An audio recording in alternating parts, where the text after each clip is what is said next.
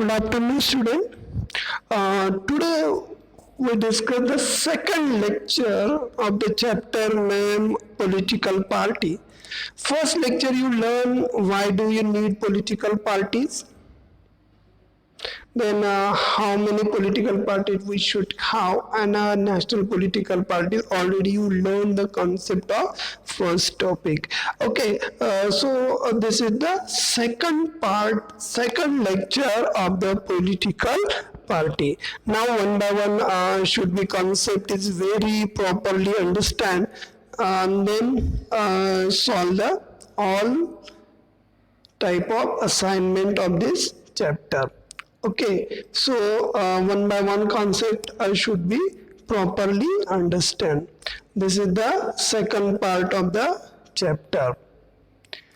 Okay, so now one by one concept should be properly understand. हम देखते हैं कि how many parties should we have. Okay, political party, regional party, national party, इन सभी चीजों के बारे में हमने पढ़ा, पर अभी थोड़ा सा सिस्टम के बारे में पढ़ेंगे, कितने सिस्टम्स हैं. Okay, so now political parties, one party system जिसमें केवल एक ही पार्टी होती है. जैसे China is having one single party of communist party. So only one party allowed to control and run the government. This is the Communist Party of China. Simply example है.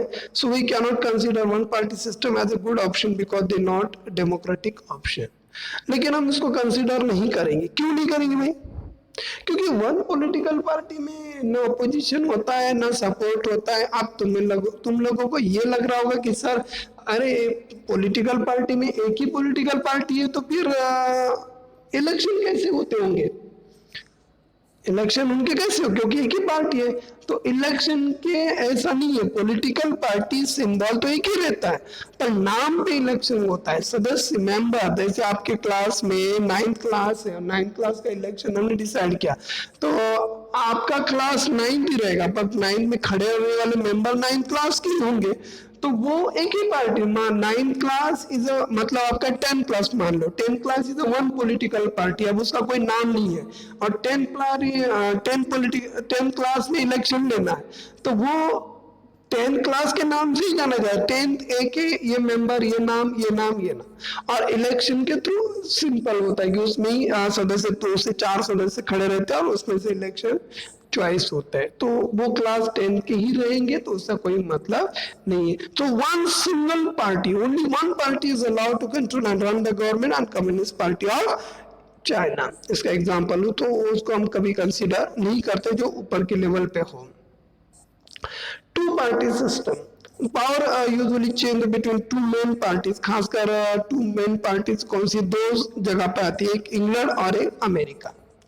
United kingdom मतलब England और US मतलब America का जो है जो United state of America USA. तो ये दो स्टेट यूएसए और कौन सा यूके मतलब यूनाइटेड किंगडम. ये किंगडम, तो ये दो कंट्रीज है जहाँ पे दो पॉलिटिकल पार्टी वर्क करती है, एक रूलर पार्टी और एक opposition party. Only two main parties have serious change of winning majority of seat forming the government. और उन दोनों के बीच में जो पार्टी सबसे ज्यादा जीतती है उसको इलेक्शन में जिताया जाता है. तो सेवरल अदर पार्टीज में भी exist constant election and win a few seat in national legislature. लेकिन ऐसा नहीं है कि टू पार्टी सिस्टम में कोई अदर पार्टी होती ही नहीं है. होती है लीगल पार्टी, पर उसके पास इतनी मेजोरिटी नहीं रहती है कि वो अपनी गवर्नमेंट बना सके या किसी के साथ कोलिएशन कर सके, गठबंधन कर सके. ऐसा कुछ नहीं वो करा सकती, क्योंकि उसके पास जो पॉपुलरिटी है बहुत लेस रहती है और वो कुछ ग्राउंड लेवल पे ही काम करती है. तो उसको स्टेट या रीजनल लेवल या नेशनल लेवल पे कोई वर्क उनका होता नहीं है. तो दो ही मेन पार्टी होती है और बाकी जो पार्टियां हैं वो कंसिस्ट होती है, पर वो इतना वर्क नहीं करती है. सो टू पार्टी सिस्टम दो कंट्री में वर्क कर रहा है इस समय. USA United state of America and United kingdom जैसे यूके, इन दो कंट्री में काम कर. मल्टी पार्टी सिस्टम इंडिया में अप्लाई होता है. खासकर इसके 5 कंट्री के नाम दिए गए. India, the national democratic alliance, the United progressive alliance and left front. देखो अपने देश में 3 महत्वपूर्ण कोलिएशन है, 3 मेन कोलिएशन है अपने इंडिया में। कैसे? एनडीए जो बीजेपी हैंडल करती है, यूनाइटेड प्रोग्रेस यूपीए, जिसके फुल फॉर्म पूछे जाते हैं एग्जाम में, याद रखना। यूपीए का full form United progressive alliance है, जो कांग्रेस को लीड करती है। और लेफ्ट फ्रंट जो सीताराम येचुरी जो सीपीएम है, वो उनको फाइंड आउट करता है। So there are 3 main political 3 main coalition group in India. नाम पूछे जाते हैं। एनडीए का फुल फॉर्म, बीजेपी एनडीए किसको हैंडल करता है? बीजेपी को करता है, जैसे उसका पूरा फॉर्म है नेशनल डेमोक्रेटिक अलायंसेस। दूसरा आता है यूपीए, यूनाइटेड प्रोग्रेसिव अलायंसेस। और तीसरा आता है लेफ्ट फ्रंट। तो ये 3 सत्ता खास कर इंडिया में कोलिएटेड ग्रुप है, कोलिएशन ग्रुप है। तो इसको हम क्या कह सकते हैं? Multi party system. इसको क्या कहते हैं? Multi party system. डेफिनेशन क्या है? Several political parties competed for power and more than 2 parties have a reasonable chances of coming to power, either their own strength in or alliances with other।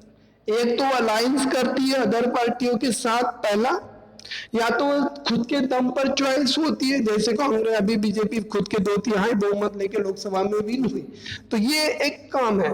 तो win strength and political parties come to the power more than 2 parties and have reasonable changes of coming power, either their own strength or alliances with other। ऐसे 3 alliances India में work करते हैं। एक mark के लिए question आता है full form, NDA national democratic alliances, UPA United progressive alliance जो कांग्रेस लीड करती है, और लेफ्ट फ्रंट सीताराम येचुरी या सीताराम येचुरी जो होते हैं वो उसको लेफ्ट फ्रंट को माइंड करते हैं, और उसकी पार्टी है CPM, communist party. The government is formed by various political party coming together of coalition, मैं already बता चुका हूँ। The system allow to various of interest opening enjoy political representation। The system, ये system सभी लोगों को government में participate करने के लिए या गवर्नमेंट में अपनी कंट्रीब्यूशन देने के लिए अलाउ करती है। तो इससे कई सारी पॉलिटिकल पार्टियां अपना अस्तित्व दिखा देती है, और अपने अस्तित्व के बलबूते वो सरकार को निर्णय बनाने में या निर्णय रोकने में वो अपना काम करती है। इससे multi party system is the best system of the world.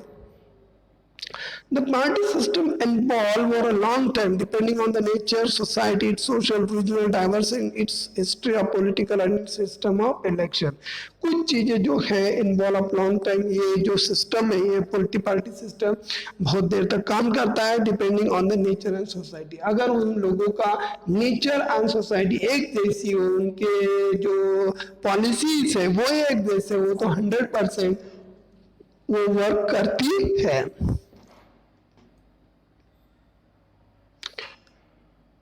So this is the symbolic political parties, मैं ऑलरेडी बता चुका हूँ।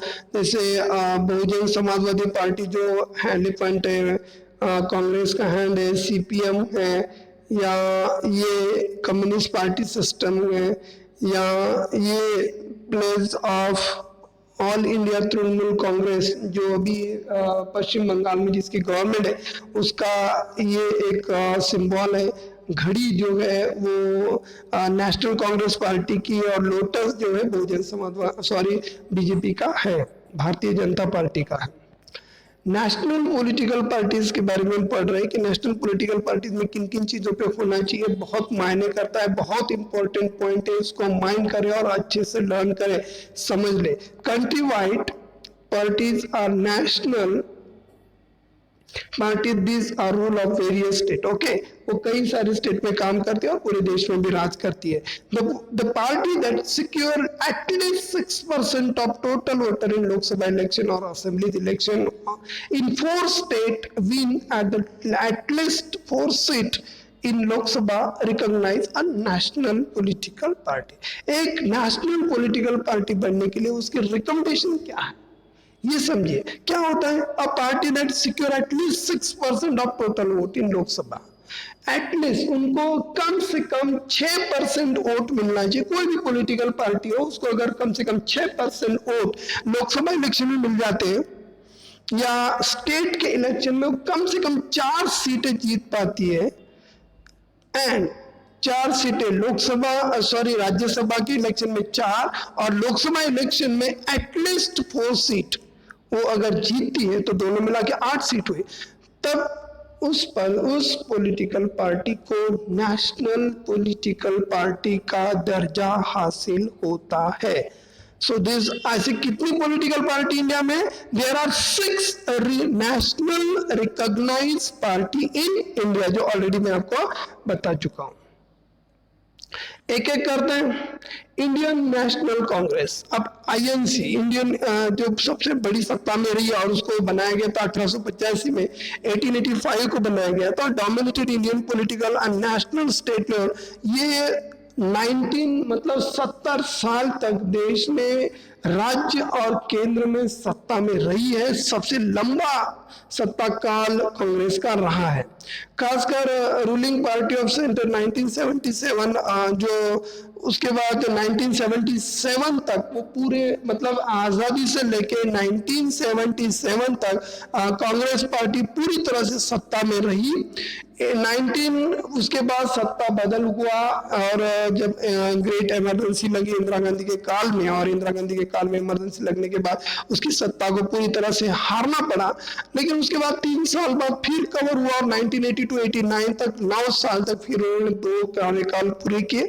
उसके बाद आफ्टर 1989 से जो 1990 से जो कांग्रेस का जो सपोर्ट है वो धीरे धीरे खत्म हो गया। अब जो पॉलिटिकल पार्टी देश की सबसे पुरानी पॉलिटिकल पार्टी थी, आज वो पॉलिटिकल पार्टी केवल लोकसभा में 66 सीट पर आकर समेट गई। ये एक उनके काम से लगातार उसका सपोर्ट क्या हुआ है, धीरे धीरे घट गया। A centralized party neither resisted nor offends in the logical orientation उसका है। The party supports secularism, welfare of the weaker section of the minorities। खास कर 2 लोगों के क्वेश्चन उठाती है। weaker of section समाज का जो सबसे निचला तबका है उनके लिए काम करती है, उसके क्वेश्चन उठाती है और उसको अधिकार देने की बात कहती है। And support new economic reform, और खासकर 1991 में प्रधानमंत्री मनमोहन सिंह, अर्थ मंत्री मनमोहन सिंह और उस समय देश के प्राइम मिनिस्टर नरसिंह राव, इन दोनों ने मिलकर देश में न्यू इकोनॉमिक पॉलिसी का आगमन हुआ, न्यू पॉलिटिकल पॉलिसी को अप्लाई किया और उन्होंने पूरी तरह सपोर्ट देके देश को उस गर्त में बताया जो इकोनॉमिक बहुत दुर्धर कंडीशन थी उसमें नरेंद्र जी, उसमें खासकर मनमोहन सिंह जो अर्थ मंत्री थे उन्होंने देश को बचाया था। तो ये इंडियन नेशनल कांग्रेस का शॉर्ट इंफॉर्मेशन। अब देखते हैं भारतीय जनता पार्टी। भारतीय जनता पार्टी को बनाया गया था 1980 में और खासकर इसे भारतीय जनसंघ से बनाया गया था।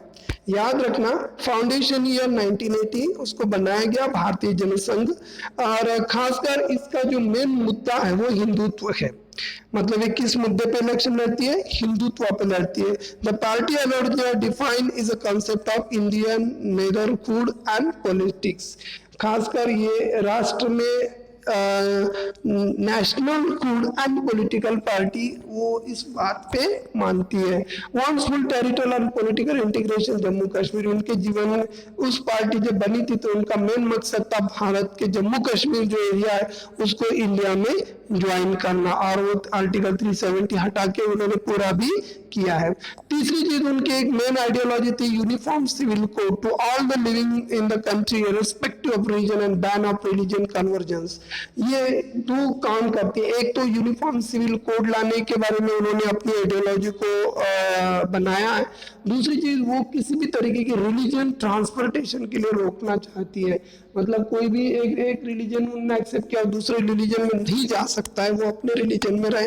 तो रिलीजियंस कन्वर्जन को पूरी तरह से रोकना ये बीजेपी का एजेंडा है।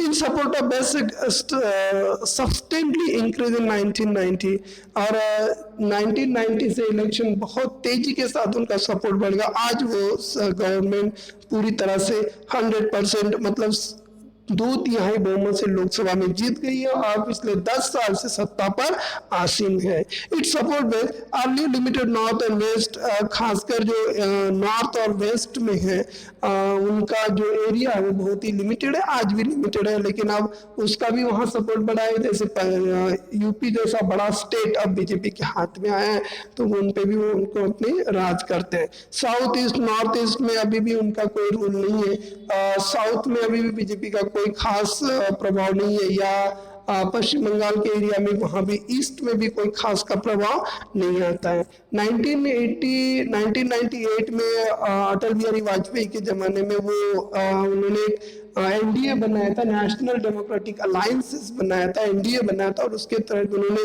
कई सारे स्टेट में और राज्यों में सत्ता पाई थी। लोकसभा 2004 के इलेक्शन में उन्होंने बहुत सारी सीटें जीती थी, पर उस समय सत्ता को कन्वर्ट नहीं कर पाए थे। लेकिन अब 2010 से 2020 तक 2014 से 2020 तक पूरी तरह से सत्ता में आसीन बन के अभी इनका जनाधार के नरेंद्र मोदी जी के काल में बहुत ज्यादा बढ़ा है और इससे वो अब सत्ता की पॉलिटिकल पार्टी मानी जाती है। बहुजन समाजवादी पार्टी खासकर 1984 में बनाई गई थी और इसके लीडरशिप है कांशीराम, इन्होंने इस पार्टी को बनाया गया था। आप ये कतई मत एग्जाम में लिखना कि पॉलिटिकल पार्टी मायावती ने नहीं बनाई है, Mayawati is the leader of the political party, पर former of the political party is the name of Kanshi Ram. उन्होंने कांशीराम ने इस पॉलिटिकल पार्टी को बनाया था और खासकर ये दो लोगों के लिए काम करती है, दलित आदिवासी बहुजन समाज के लिए काम करती है, ओबीसी एंड रीजनल माइनॉरिटीज के लिए इनका एजेंडा है उन लोगों को सिक्योर पावर अवेलेबल कराने की काम करती है। Draws inspiration from the idea teaching of Shahu Maharaj, खासकर इनके तीन लोग उनकी आइडियोलॉजी के धारक हैं, मुख्य आधार है, एक पेरियार रामास्वामी, महात्मा फुले, शाहू महाराज एंड डॉक्टर बाबा साहब अम्बेडकर। इन चार विचारों पर बहुजन समाजवादी पार्टी पूरी इंडिया में चलती है। उनके अपने अभी 2014 का जो इलेक्शन हुआ है उसमें भी 2019 का इलेक्शन हुआ उसमें भी बीएसपी ने 10 सीटें लोकसभा में जीती थी। तो ये एक बहुत ही बहुत ही इंपॉर्टेंट पॉलिटिकल पार्टी है जो अपनी लेवल पर इन विचारधाराओं को लेकर चलने वाली है। It is main base of state, खासकर उसका बेस है Uttar Pradesh and sustainer represent neighbouring of state Madhya Pradesh, Chhattisgarh, Uttarakhand, Delhi, Punjab. इन स्टेट में उनके 2-2, 4-4 सीटें जीत के अपनी पूरी तरह से अस्तित्व का है उसको दिखाती है, अपना प्रेजेंस दिखाती है। और खासकर ये जो it's main of Uttar Pradesh से बता दिया, formers government is Uttar Pradesh several times of taking a support of different political party time, और बहुत बार बीएसपी ने कांग्रेस के साथ अलायंस किया, एक बार बीजेपी के साथ अलायंस करके सत्ता में हासिल किया था। स्टेट में 3 से 4 बार यूपी में अपनी गवर्नमेंट बनाई थी और केंद्र में भी बहुजन समाजवादी पार्टी का अपना एक वर्चस्व है। ये बहुत बड़ी पॉलिटिकल पार्टी के रूप में काम करती है। सीपीएम के बारे में बात करते हैं तो 1964 में उसको बनाया गया था और बिलीव द मैगजीन लेनिन जो सोशलिज्म है उसके ऊपर पूरी तरह से ये विश्वास करती है और इनका support of secularism, social democracy, oppose of implementation and communism, इन 3 चीजों को वो सपोर्ट करती है।